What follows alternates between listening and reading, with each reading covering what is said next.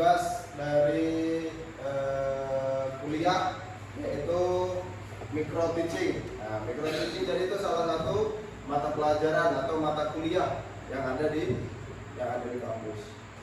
Ya, di sini kalian udah kenal kakak. Jadi di sini kakak akan membawakan tentang judul yaitu rukhsah kita di dalam ibadah. Ya, rukhsah apa rukhsah? Rukhsah. Keringanan atau kemudahan. Kemudahan dari Allah Subhanahu wa taala dalam beribadah kepadanya. Judulnya sekarang itu, ya. Kemudahan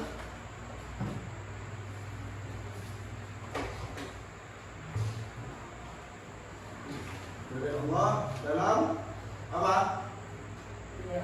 Beribadah padanya. Atau biasanya dalam bahasa Arab itu rukhsah, kemudahan atau keringanan. Ya. Jadi dalam Islam itu namanya rukhsah, namanya kemudahan atau keringanan itu banyak sekali, entah dari hal beribadah atau yang lainnya. Ya.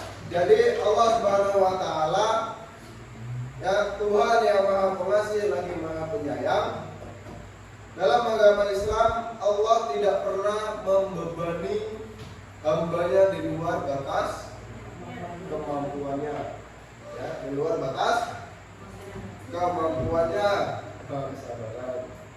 Sebaliknya, Allah memberikan berbagai kemudahan dalam beribadah agar setiap muslim dapat menjalankan kewajiban agamanya dengan baik dan benar atau nyaman atau PW, ya. PW apa? Ya. PW itu udah nyaman, ya, udah nyaman dalam beribadah, segala halnya dalam beribadah. Yang pertama yaitu apa? Keringanan.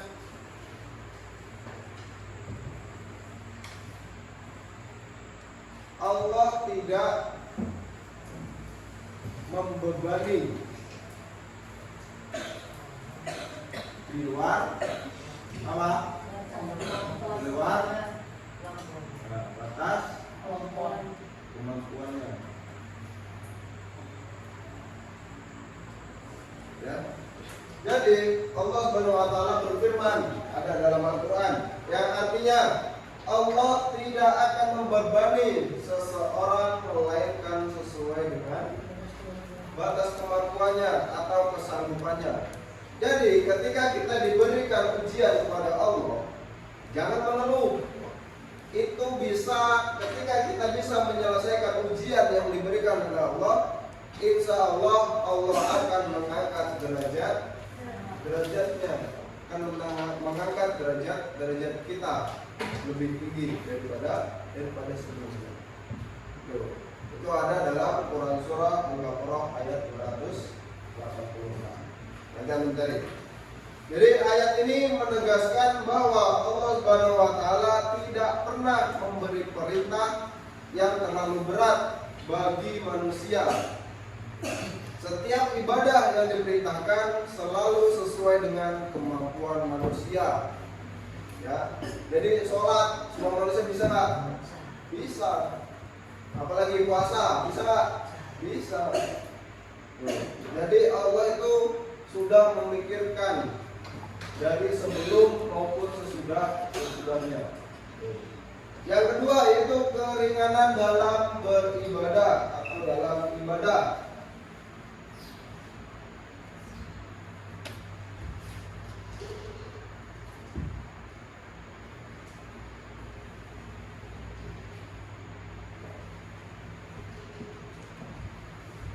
Ya, dalam beribadah. Yang beribadah umat siapa? Yang sholat. Jadi umat Islam yang sholat, beribadah banyak. Ya. Terus Islam adalah agama yang penuh rahmat dan kemudahan.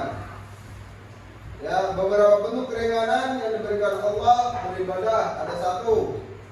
Ya, satu keringanan dalam beribadah. Yang pertama, keringanan dalam sholat. Apa?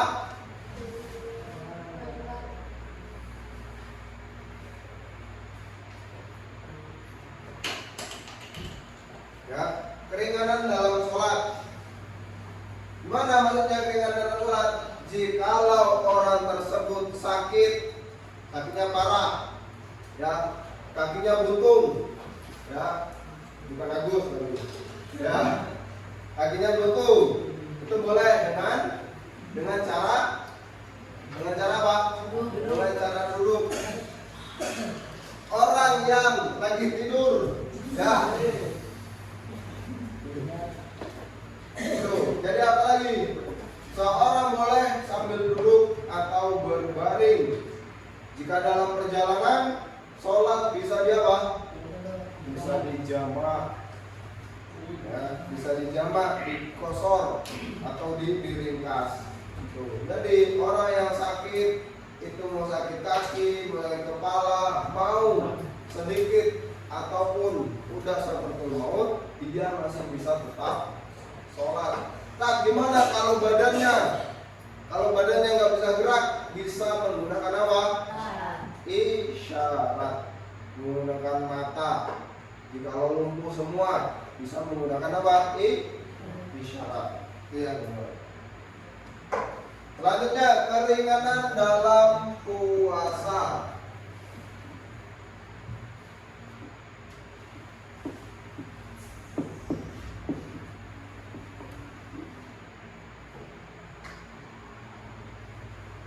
Ya, keringanan dalam puasa. Sama kayak orang yang sholat tadi. Orang sakit, satu, orang sakit yang parah. Kalau masih kayak pusing, terus apa lagi sakitnya, pokoknya yang sakit-sakit ringan itu masih dibolehkan berpuasa. Jikalau orang tersebut tidak kuat, tidak apa-apa, tidak melaksanakan puasanya.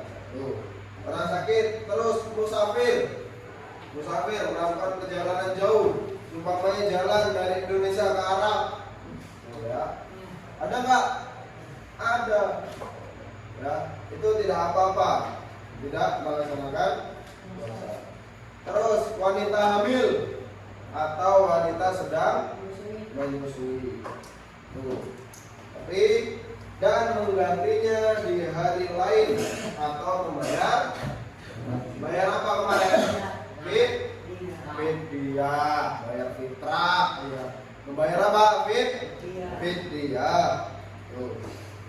Yang C, selanjutnya ya C, keringanan dalam zakat dan kenapa? Haji.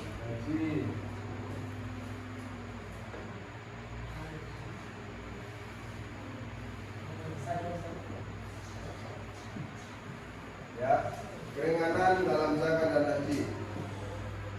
Kalau zakat itu hanya orang yang mampu. Orang yang mampu secara finansial wajib membayar zakat. Itu bagi orang yang mampu. Tak gimana kalau yang nggak mampu?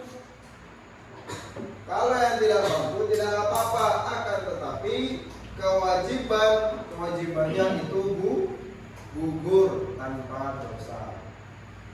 Jadi membayar nggak bayar ya nggak apa-apa. Tetapi kalau ingin mendapat pahala harus bayar, harus menunaikan kewajibannya terlebih.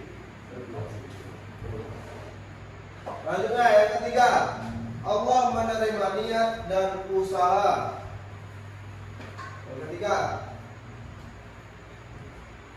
Allah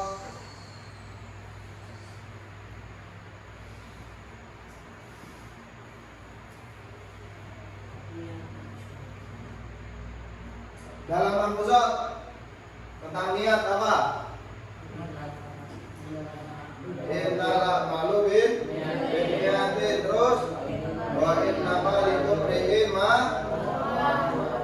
Jadi sesungguhnya amal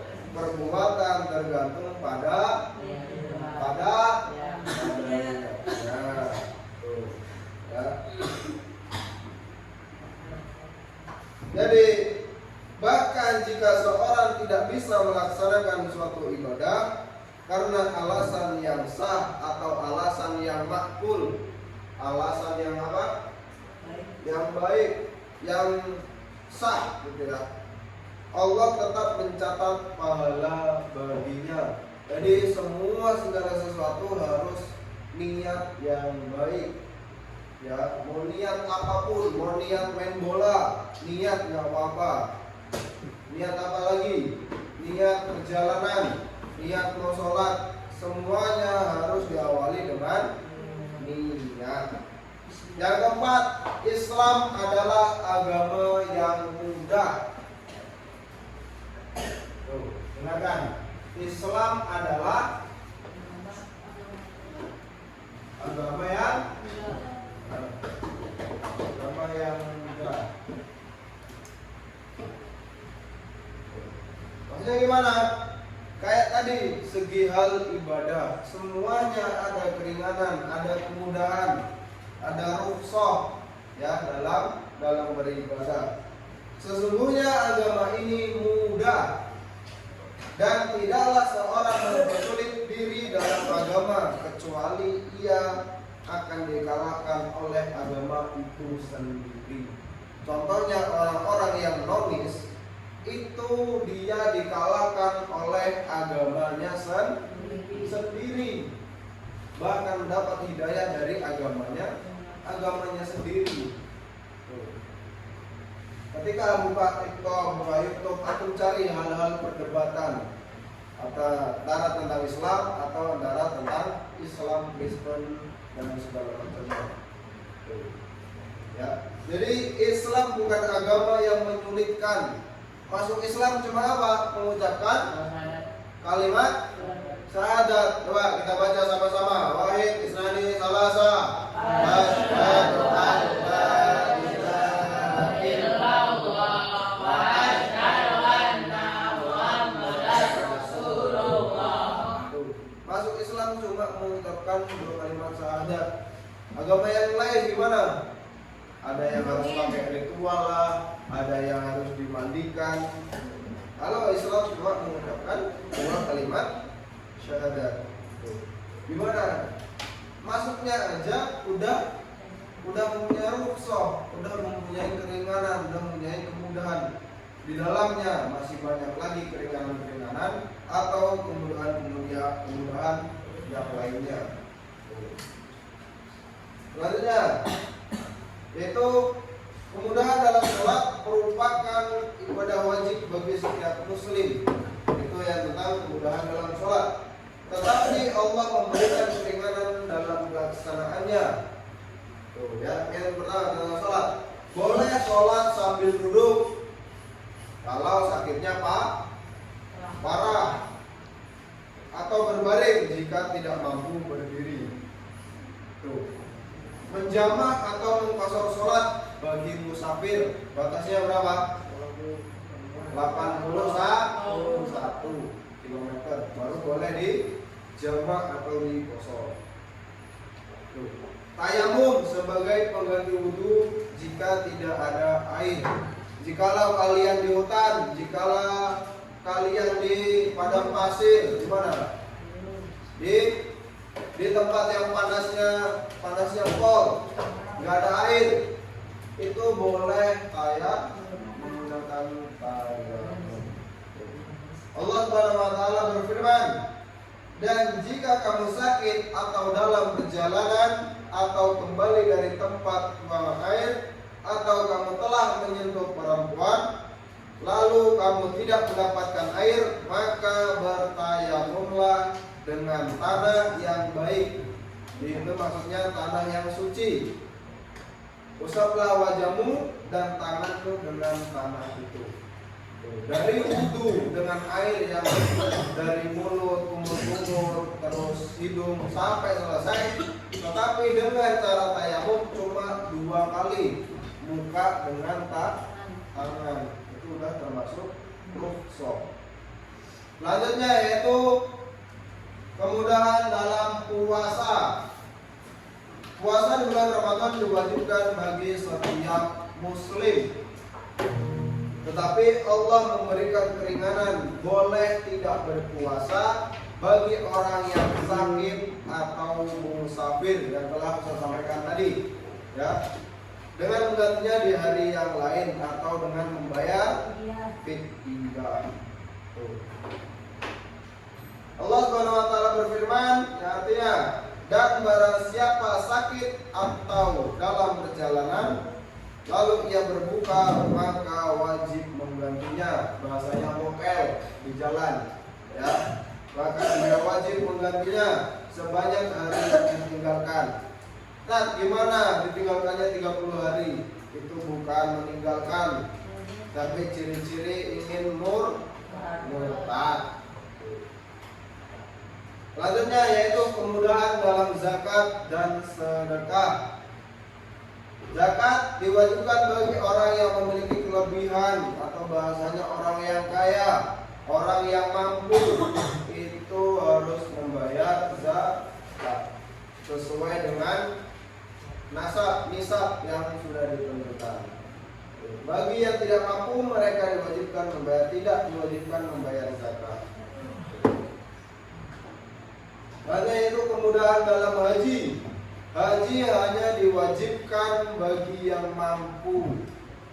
Kalau yang tidak mampu, jika seorang tidak mampu, maka ia tidak berkewajiban untuk haji.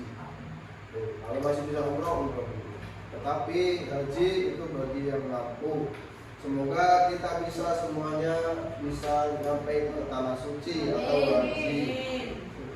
Ya, jadi kesimpulan yang Ustaz telah sampaikan dari awal sampai akhir, bahwasannya Islam adalah agama yang mudah.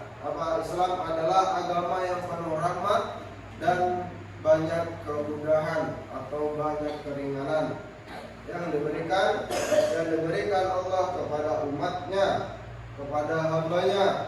Ya, Allah Subhanahu wa taala memberikan berbagai keringanan dalam beribadah agar hambanya tidak merasa terbebani. Oleh karena itu, kita harus selalu bersyukur atas kemudahan dan tetap berusaha menjalankan ibadah dengan sebaik-baiknya. Jadi semoga kita termasuk hamba yang selalu bersemangat dan beribadah dan mendapatkan ridha Allah Subhanahu wa taala. Amin amin ya rabbal alamin. Mungkin cukup sekian yang bisa saya sampaikan. Kurang lebihnya mohon maaf. Wabillahi taufiq wal hidayah. Wassalamualaikum warahmatullahi wabarakatuh. Audio Jungle.